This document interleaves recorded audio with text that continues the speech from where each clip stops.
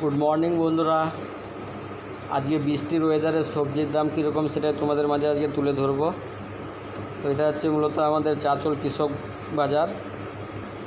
কৃষক বাজারের মধ্যে সবজি আড়ত লাগে আমাদের। তো আমি আজকে সবজি নিয়ে এসেছিলাম লাল শাক আর লাউ। তো আমি লাল শাক আর লাউগুলো রেখে বাইক রাখতে গেছি, রেখে এসে দেখি সবজি নাই, সব সবজি বিক্রি করে দিয়েছে। দেখি এক ঠাকুমা মাসকালের বড়া বিক্রি করছে। এই যে দেখো, এই বাইরেই বিক্রি করে, আজকে একটু বৃষ্টির জন্য ভিতরে আছে।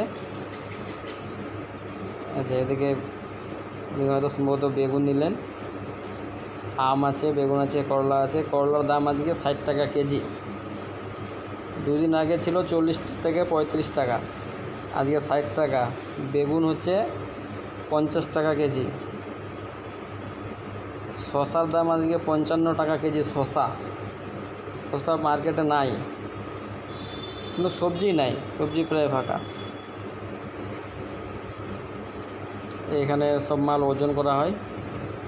ফিরদৌস সবজি আড়ত, আমি যে আড়তে মাল দিই সেই আড়তের নাম হচ্ছে ফিরদৌস সবজি আড়ত।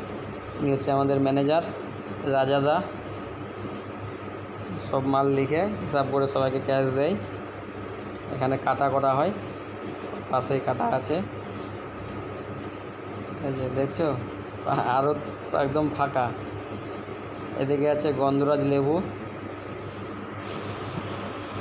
এই যে ওইদিকে এক দাদা আবার বেগুন নিয়ে আসলেন।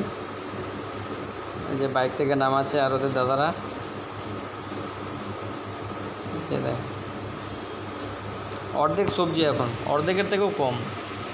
বৃষ্টির কারণে অনেক সবজি নষ্ট হচ্ছে, আর বৃষ্টির কারণে অনেকে হয়তো সকালবেলা জমিতে যেতে পারছে না, এই জন্য সবজির আমদানি কম,